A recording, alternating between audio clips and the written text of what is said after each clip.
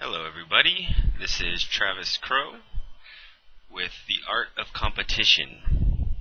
This is going to be a course on game theory, and we have a lot of stuff we're going to talk about. This is the Chapter 1, the Introduction chapter, and we have just a whole slew of things we're going to talk about. It's going to be a long series, most likely, many chapters, and hopefully you can get through all of them because it's a lot of good stuff, and especially if you take your game seriously, whether you're one of my students for basketball, or you're not, and you're just someone who wants to learn about game theory.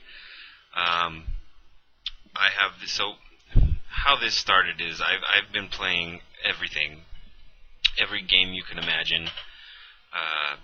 Video games, basketball, baseball. I played baseball for 10 years when I was a kid, and in between I've always liked basketball.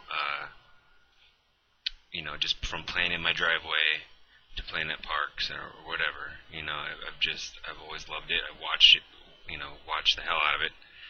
And other stuff, lots of video games, poker,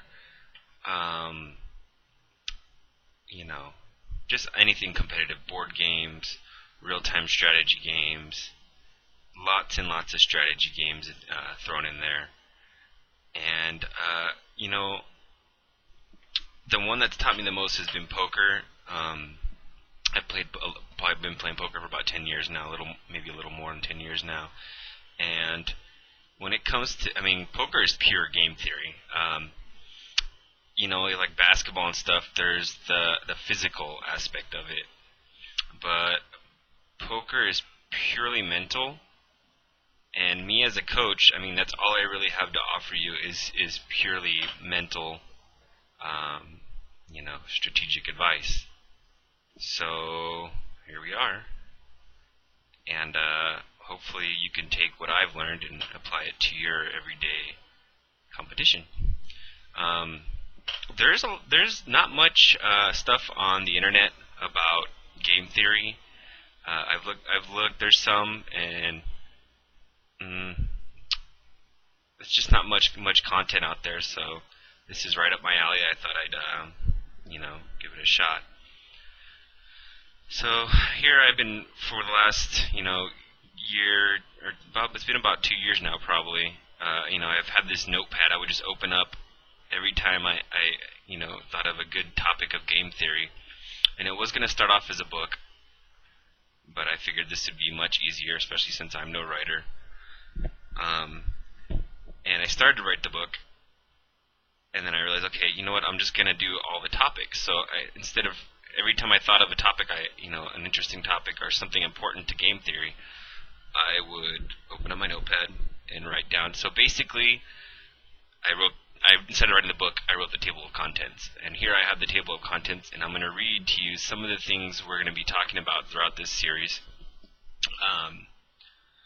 First and foremost, we have, it's in no particular order at the moment.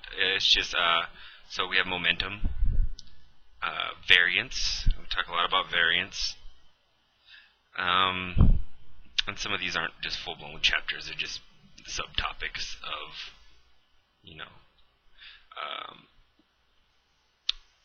times when you want to increase gambling, like when to gamble and when to be conservative, when to take risks and when to avoid risk taking, and that ties in with variance because we'll get into that. Yeah, no, because we don't want to go on any tangents here. So this next one is just basically improving. Categorizing certain traits that your opponents might have that is common with other opponents that you've faced in the past, or we'll get into that. Balance. You want to have a balanced game plan against certain opponents. Certain opponents you don't need a balanced game plan. We'll get into that. Here's a big topic that I think that's very interesting is premature celebration. You don't really want to celebrate. It's celebrating is not really a good thing. It's not a good thing. We'll get into that. Sample size. So some statistics. There are going to be lots of statistics in there, and that ties in with balance and other things like that. We're drinking peaches and cream protein smoothie.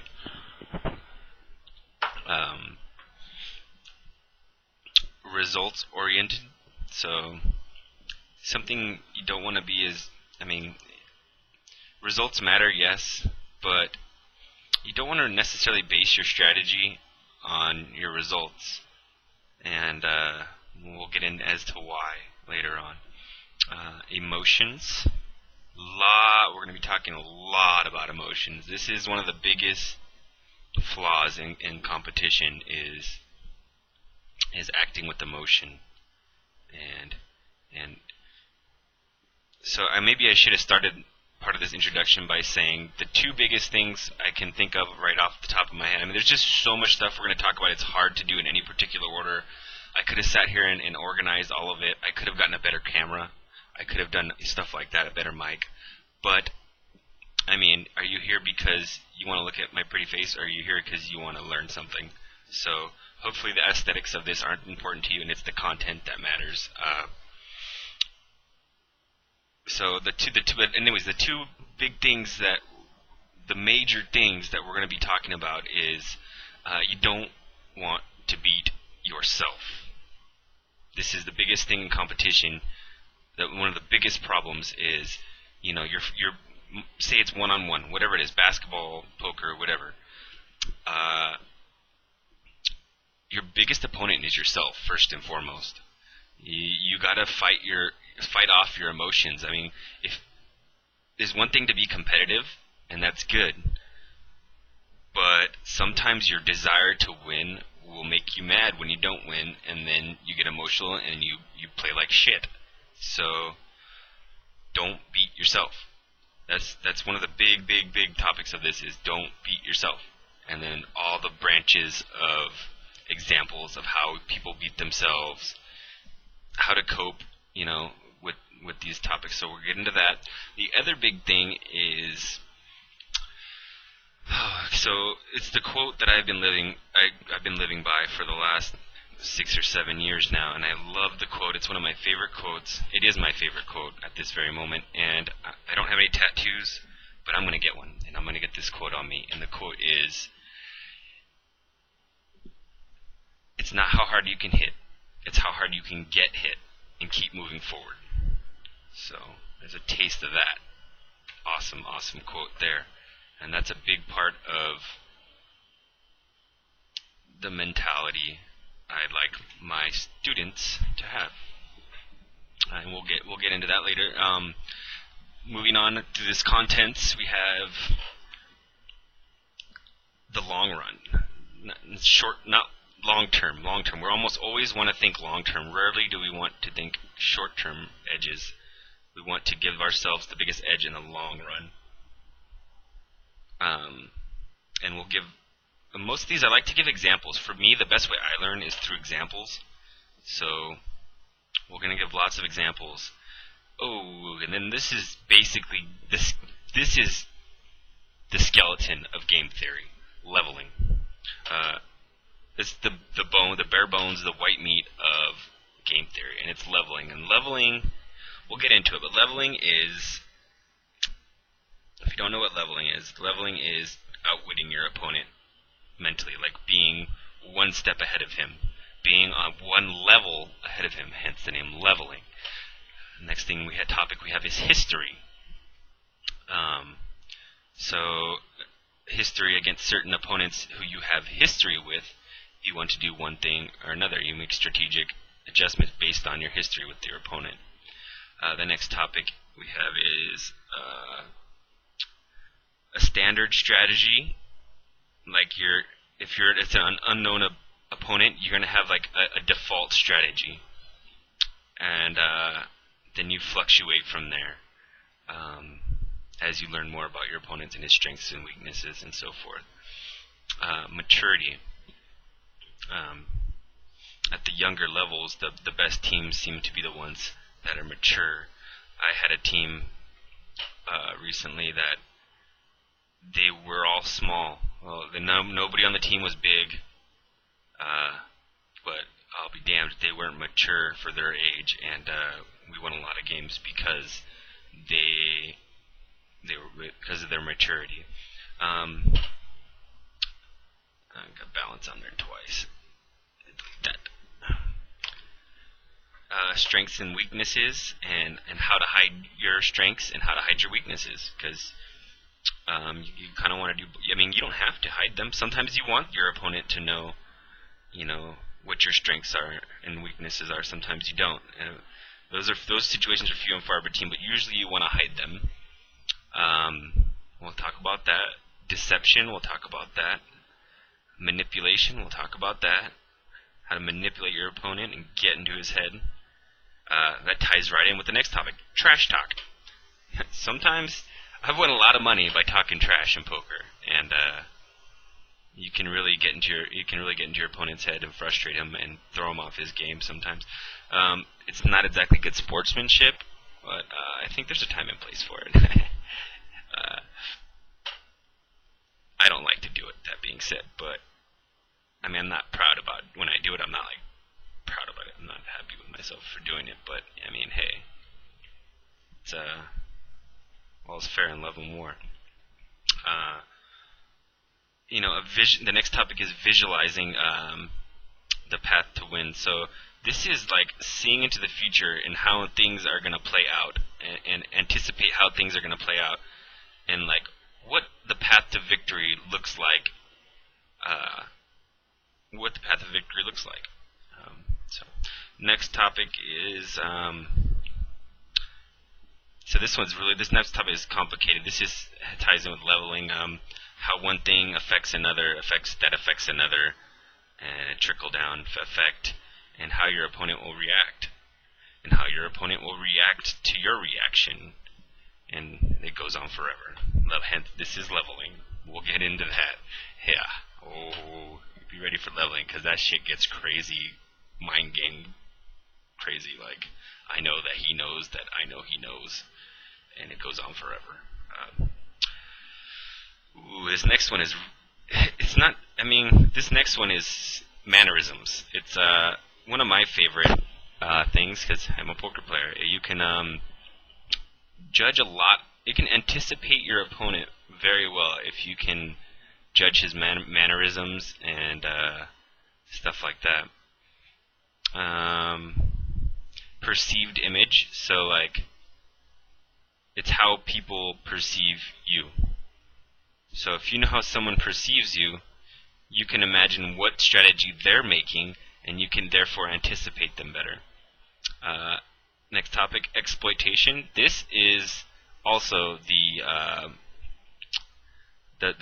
bare bones of game theory. So if leveling is the skeleton, then exploitation is the hands or the muscles. This next topic is, I wrote down RTS, basketball, and poker. RTS stands for real-time strategy games, and I'm guessing I wrote that down because we're going to talk about how game theory applies to everything. Like, every game has leveling in it. Every game has, mannerisms and stuff like that, and it's all. I can sit here and give you poker examples this whole time, and you can apply it to basketball. So the next one is kind of like trash talking, but it's taunting and ego. I guess I can get rid of taunting and just leave ego. You can really own somebody if you let them destroy them, let them beat themselves by fucking with their ego. Statistics. We'll talk a lot about statistics. feints. Feints are like kind of like a fake. A feint. I'm gonna put feints / probing attacks. Against weaker opponents and against all opponents, really, you can use probing attacks to gain information, and pretty much everything. A lot of these topics are to get information to better anticipate your opponent. A lot of these topics are like that, and probing attacks is something you can do to get more information. And we'll talk about specific examples of how to probe. And you know, a lot of these examples we're going to be doing basketball examples, because most of the people watching this video are going to be some of my players from my team. So we'll give a lot of basketball examples of how you can use a probing attack to get information, and not only get information, but to get induce your opponent to make mistakes. The next topic, immature emotional mistakes. So this is going to be like, I'm going to put common. So I'm going to talk about some of the biggest mistakes that I see in youth basketball and in basketball. I guess I say youth, but I see them in the NBA all the time. And you know, we'll give a lot of examples on that, because I've got a lot of examples on. That's the stuff that drives me crazy, and that ties right in with beating yourself. If you're immature and making emotional mistakes, you are beating yourself. So yeah. There's a celebration in there twice. Recognizing skill. This is a super interesting topic to me. We'll get into that. Learning from others. Have fun. Trust your instincts. Evaluate your own play and be honest with yourself. If you're not honest with yourself, you're not going to be doing the right strategy. You're going to be using ego, and your ego is going to get in the way of using the correct strategy. Because if you're not you're going to take different strategies. We'll get into it. We'll get into it. We're going to talk about over-reliance on physical advantage. So if you have a physical advantage, you don't necessarily want to over-rely on it. And we're going to talk about how to exploit that tendency. Next topic we're going to talk about is swag, confidence, and having an identity, and like recognizing your skills and being proud of them and stuff like that. And yeah, we'll get into it. Unorthodox. Next topic is unorthodox types of success. Unorthodox successful strategies or methods. Next topic, stay positive and focus on what you can control, not what is out of, like, if you're focusing on things that are out of your control, like the referees, for example. Come on, how often do we see this? All the time. Get over it. Stay in tune with the game. We'll talk about that.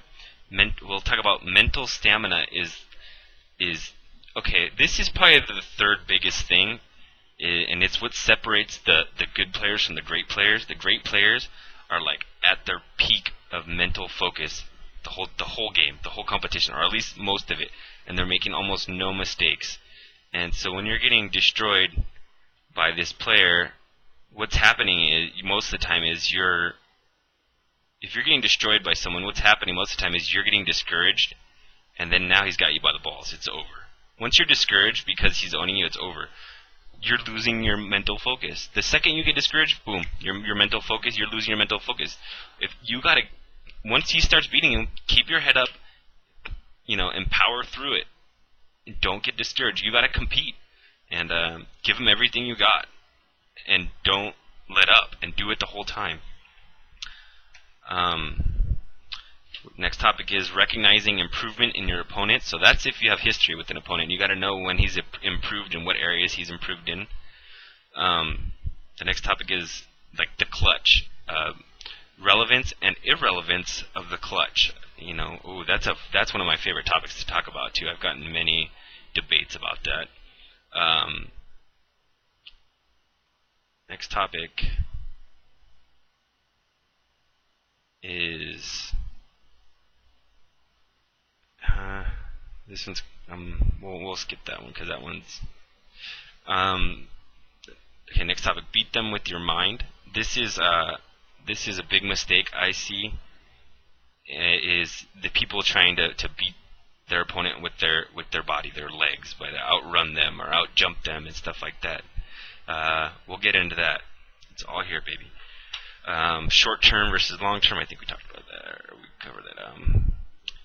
This next one is completely applies to basketball. Can he see? Does he have court vision? Next topic. This can he see is almost for me when I'm scouting who I want to be on. It's important that he can see. Concealing information, give information. Player pool. Okay, we'll talk about that. When I say player pool, it's like the overall group of people, the player base, the league, and how I expect the league to play on average as a whole. We'll talk about that. We'll talk about some little. These the last few are little small ones. I'm not even gonna get into them now, but they're just little subtopics. Establishing dominance and destroying your opponent and in ridding your opponent of confidence. I just went over that earlier about how the mind, how your opponent gets discouraged. So we'll get into that, how to discourage your opponent and stuff like that. Consistency. Don't underestimate your opponent or overestimate your opponent, because that can lead to incorrect adjustments. We'll talk about that. The lesser of two evils. We'll talk about that. Briefly on that, lesser of two evils is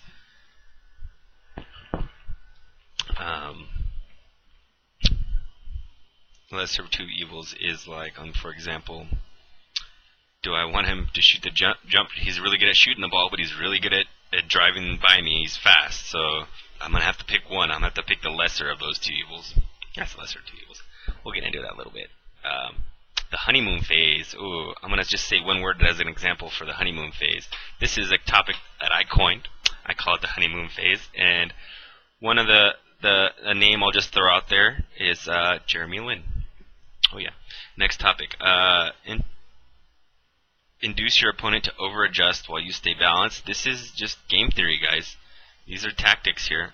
Use your brain, not your body. Okay, I'll delete that line because we already got that in there. Mental toughness and ability to block distractions. This is very important. This can give you an edge. This is all good stuff. I mean, I'm excited to talk about all this because every time I come across some of these, I can't wait to dig into them. Motivation, passion, love your craft, enthusiasm. Life is short, so love the one you got.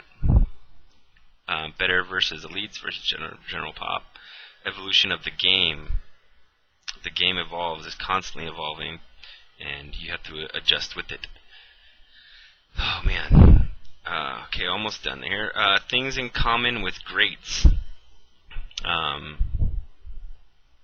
So almost all greats, greats in any competition, Pete Sampras, Tiger Woods, Michael Jordan, Steph Curry, Phil Ivey, whatever. All these greats, they're all in different sports, but usually they have something in common.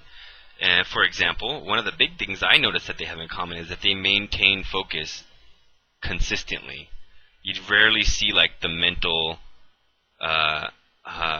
breakdown, because your mind gets tired before your body does.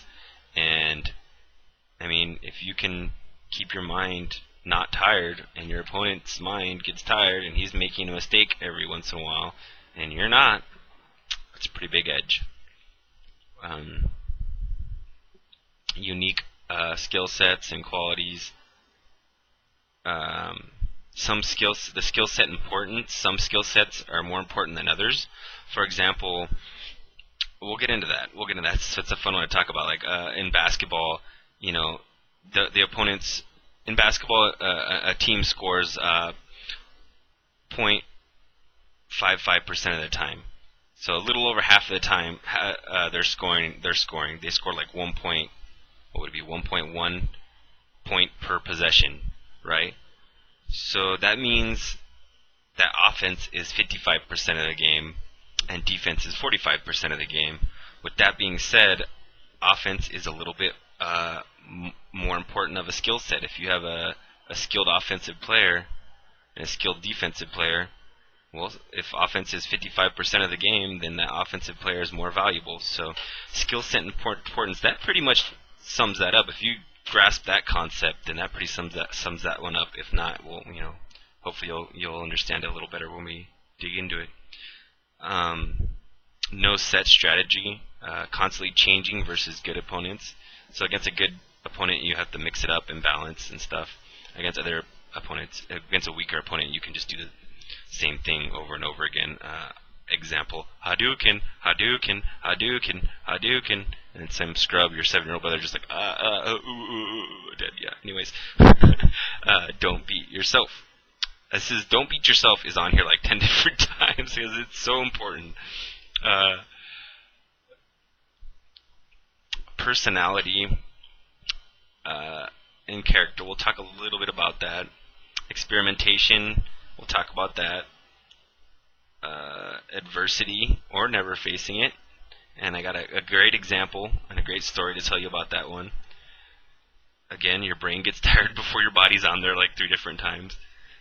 Don't overcomplicate things. The next one is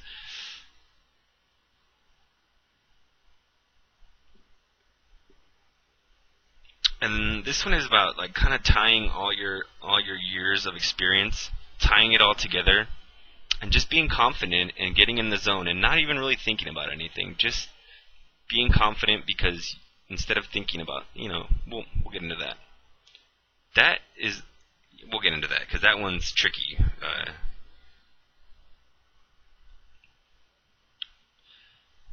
Then it has just some couple things.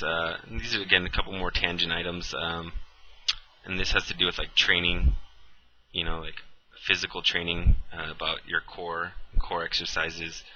And then the last one, play a game with a future. Don't be playing don't spend all your life like training for something that's never gonna amount to anything. I mean, you can if you really enjoy it, but I mean, you want to play a game with a future, and if you're going to be just as happy playing 2 different things, but say for example, you love playing badminton and you love playing basketball. Basketball kind of has a lot more to offer than badminton, so if you love them equally, go with the basketball. Anyways, that wraps it up for the introduction, guys, and thanks for tuning in, and we'll see you in Chapter 2.